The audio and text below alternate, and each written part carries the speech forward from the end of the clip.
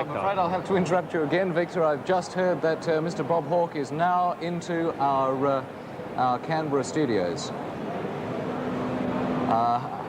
Unfortunately, there he is, yes.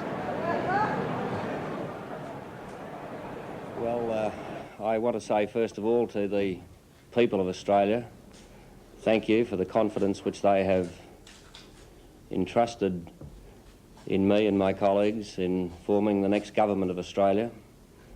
I thank my parliamentary colleagues for the work they've done in this campaign in supporting me. And particularly, I want to thank those who've been close to me in this campaign. I don't name them on this program now, but everyone knows to whom I refer. I and the party are deeply indebted to the work that they have done in assisting us in what I believe has been a positive and now clearly a successful campaign.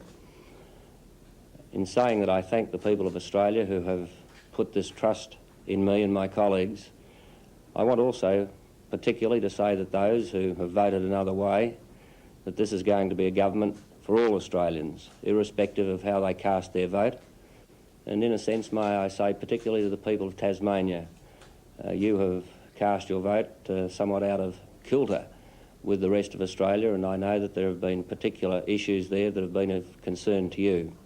I want to give you, the people of Tasmania, right from this moment, my assurance that my government will be particularly concerned with the problems that have been close to your minds as you've cast your vote.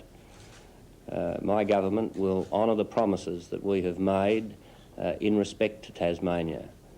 The dam will not go ahead, but as I've said, you are concerned legitimately with issues of adequacy of power supplies and of employment. I have made it clear on behalf of this incoming government that we will meet your concerns in that way. So I say that from this moment I commit myself, I commit our government to undertaking from this moment the task of national reconciliation. And as I say to all Australians, however they've voted, that we will be governing for them all, I ask you all now to give us your trust, your confidence and your cooperation. We have a magnificent country. If we all work together, we can see, I believe, no bounds to what we can do. So once again, I thank you all deeply. Gary Scully, ABC, and congratulations. Thank you, Gary. Apart from the economic summit, which I think most people know about, what can people expect from you in your first weeks and months of office? What will be your priorities, and how fast will you ring the changes? Well, could I pick up the last part first, Gary? We're not going to move quickly because I believe that what the people of Australia want from the incoming government is calmness, a sense of assuredness. The problems confronting us are deep, and I believe that if we're going to make the sensible decisions which are best going to meet the interests of this country in crisis, that we shouldn't move quickly. The first thing that I want to ensure is that Mr. Fraser and his colleagues have the opportunity of closing their files with dignity and without being rushed. They will have every opportunity to finish those tasks and to clear up, as I say, with dignity. I have already, on the assumption, and I know that the people would have expected me to act in this way, I have had already considerable discussions with many of my colleagues as to the sorts of things that we need to do to ensure a smooth transition, and one which I say provides the opportunity of dignity and decency for Mr. Fraser and those around him. We will, as from tomorrow, or is it tomorrow? No, as from today. As from today, we will be meeting with the relevant permanent heads, the head of the Prime Minister's Department, and meetings are already in place to ensure that, in a technical sense, we do those things that are necessary. And all I can say is that from this moment onwards, I and my colleagues will be working to ensure that we get the government into place in an efficient way to commence to do those range of things which are necessary, as I say, to bring the country together. Our theme in this campaign was not something confected for the purposes of the campaign. We are committed to national reconciliation for the purposes of recovery and reconstruction, to give hope where I believe in the past there has increasingly been despair. Mr. Hawke, Ian McMinn from Network 10. During the Whitlam government, sir, there was a great deal of obstruction in the Senate, and it would appear at this stage that Labor won't win the Senate. What type of attitude will you be approaching Don Chipp with, indeed, to try to get through bills that are necessary to bring about much of Labor's platform? Well, there's not only Don Chipp, there's Brian Harradine. I think probably now he only gets one. There was at one stage of the count the possibility that he may have got two. I'll be talking with the Democrats and with Brian Harradine. I will explain to them that clearly we've been given a mandate. I will expect not that they drop their rights to discuss. Of course, that's what they're there for. But I believe we have been given a clear mandate, and the legislation which will go before the Senate will be clearly in line with that mandate. And I believe that they will see that what we propose is in the interest of our country. I do not expect problems in that area. Mr. Hawke, John Mangos from National 9 News. Yes, John. So given that we've had an election every 2 years for the past decade, will you legislate for fixed-term parliaments? And also, given that you're 53 years old and you don't lose any future elections, how many of those terms do you expect to serve as Prime Minister? Well, John, in respect to the first question, yes, we will be bringing legislation at a quite early stage, I hope, to try and rid Australia of this frequency of elections, which above all else have been destabilising for our community. We will be proposing that the Parliament gives the opportunity of deciding that there should be fixed 4-year parliaments, and that the only circumstances in which there could be an early termination of the normal duration of the Parliament would be where there was a real deadlock in which no government could be formed on the floor of the People's House, the House of Representatives, or there was a real deadlock and not a manufactured one. But we will be proposing that there be put within those circumstances a powerful disincentive to anyone to so abruptly terminate, because in those circumstances we would be proposing that any government which arose out of an election in those circumstances would only serve out the remainder of the term of the previous government. Mr. Hawke, Robert Kinney from the TUE network. Steele Hall said earlier this evening, while conceding that the Liberal Party was in trouble, that he thought given an extra week of campaigning the result could have been different. What's your reaction to that? Well, my reaction to that is the obvious one. I didn't call the election. I didn't fix the time of the campaign. Mr. Fraser did that, and obviously he did it in terms which he thought would be propitious to his cause. I believe it was one of many miscalculations that he has made. John Stanley from the Macquarie Radio Network. You said during the campaign you envisaged a role in the new national reconciliation for people from the other side of politics. Who in the now opposition would you see having something to contribute, and what role would they play? Oh, I think there are many, very many of our parliamentary colleagues, and I use that term advisedly, in the Liberal and National Party who will still be in the Parliament, who have great capacity and integrity and a role to play. Now, obviously, they haven't got a role in government. But what I was saying to the people of Australia during the campaign, that I believe that one of the great problems that has been confronting this country is that the institution of Parliament has become somewhat degraded, in that members of Parliament on both sides haven't had the opportunity to participate fully in a way which allows an input from them, because once legislation, proposed legislation, has been decided in the party room, the debates to some extent in the Parliament itself have become a charade. Now, I'm expressing a personal view, which I think will be shared by a great majority of my colleagues, that it would make a great deal of sense to enlarge the committee system within the House of Representatives, so that there would be an opportunity for people on both sides to have a greater real participation within the Parliament. I think that would be good for them as members of Parliament, and to the extent that we can open up those processes to the public as well, I think the whole institution of parliamentary democracy will be enhanced. And I think that that's important, because it's dangerous for a democracy if the institution of Parliament becomes demeaned. Capital 7, Mr. Hawke, you've indicated that there would be some short transition before you take over government. When would you anticipate seeing the Governor-General to be sworn in as Prime Minister? Will you wait till full caucus meets? And remembering the 1975 election and the circumstances in which that was called, will you be seeking an assurance from the Governor-General that he will act only on the advice of his ministers from a majority in the House of Representatives? Well, let me go back to the first part of your question. As to when the Governor-General commissions me, that is a matter I would think of joint discussion. I'm not seeking to impose my view upon the Governor-General. I think that would be improper.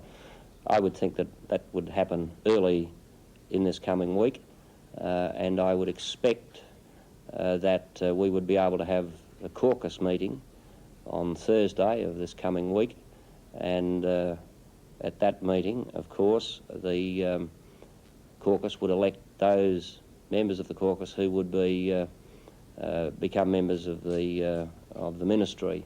In respect of the latter part of your question, I have no reason to believe that this Governor-General has in these circumstances acted otherwise than properly. I would not presume to tell him how to act. I believe he knows what are the proper means of conducting relationships between himself and the Prime Minister.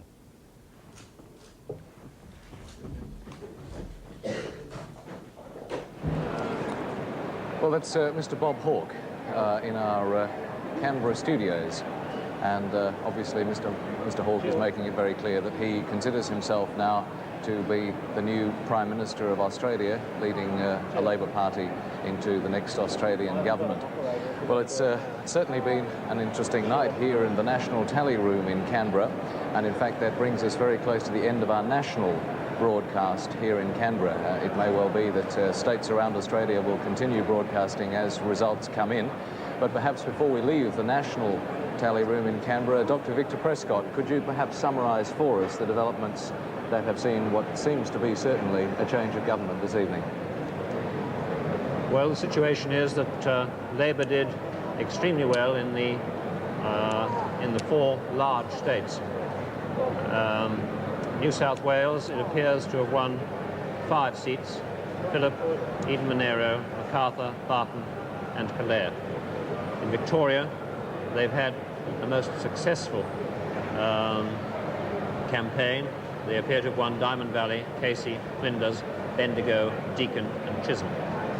In Queensland, they appear to have won Petrie, Herbert. They're very strong in Fadden, and they appear to have won Bowman.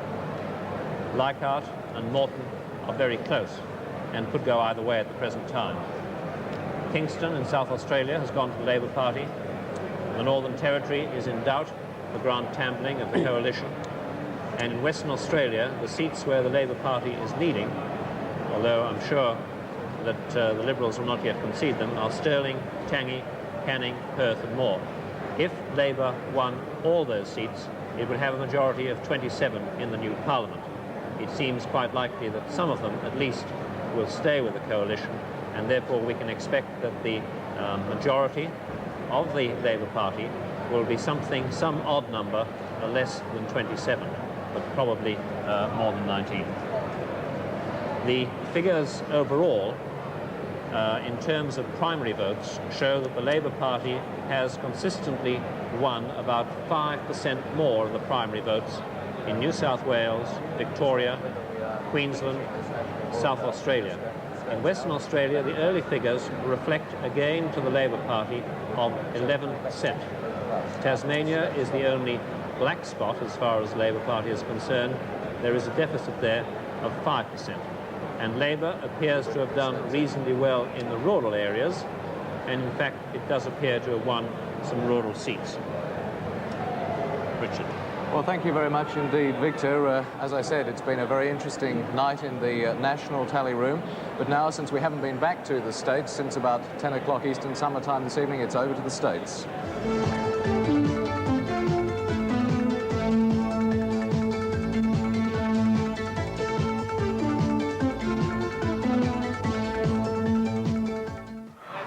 Looking very pleased, obviously, with tonight's results. Of course, as you would expect, many people are trying to talk to him all at once, and it's not easy.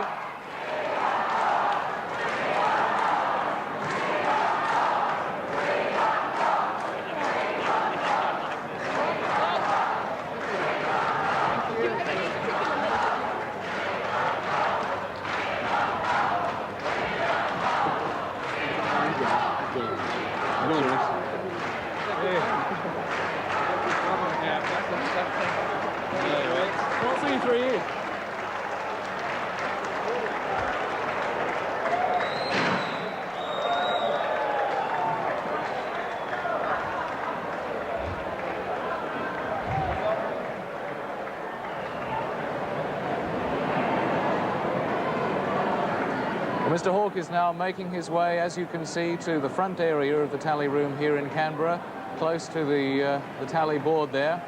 We're hoping that he may have a few words to say.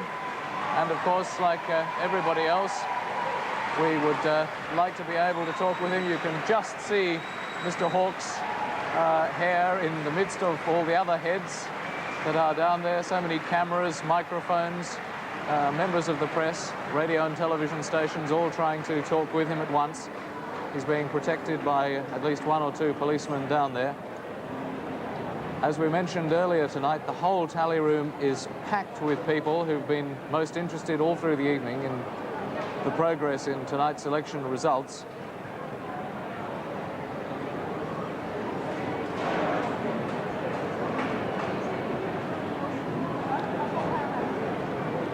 Mr. Hawke at the moment seems to have come to not exactly a standstill, but certainly his progress past the tally board there has been fairly slow as he's forcing his way past the crowd here.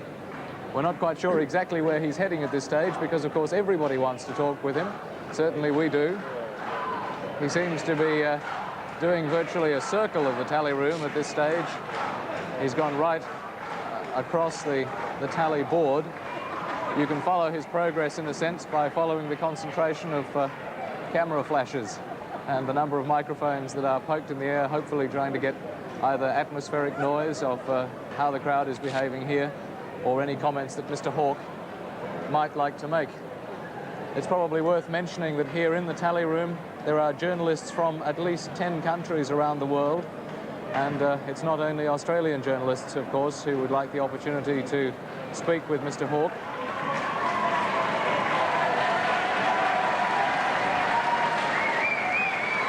So at the moment, we've just been trying to follow Mr. Hawke. It looks as though he's actually leaving the tally room now.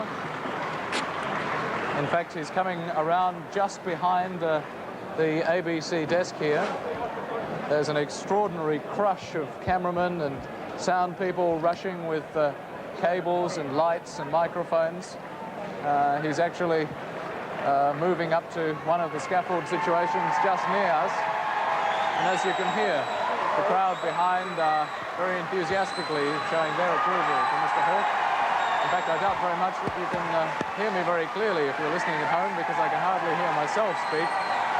Mr. Hawke is now standing up on a scaffold, looking down at the crowd, which is down below here at the tally room in Canberra, waving, looking very pleased and happy, understandably, with the degree of enthusiasm, the enthusiastic applause which he's receiving from the crowd below. He's now moving back to the back of the scaffold. It's not quite clear exactly what he's going to do next. I think he's going to be tied up for a short time. We'll be talking with him as soon as we can. He has mentioned that he'll be probably joining us here on the panel in the tally room at some stage during the evening. So as soon as that becomes a possibility, that's exactly what we'll be doing. He should be sitting here in front of our ABC cameras and speaking with you. In fact, he'll be speaking with Barry Cassidy here.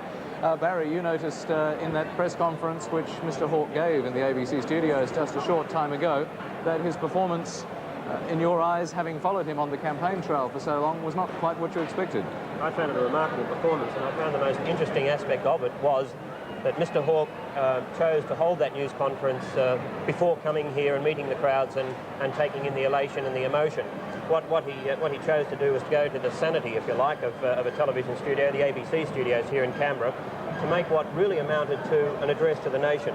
It was a dignified Bob Hawke, it was a cool and mellowed Bob Hawke, and that's the image he projected during the campaign. I suppose it's a contrast with how Mr. Whitlam accepted victory in 1972 amid great scenes of emotion and excitement in his electorate.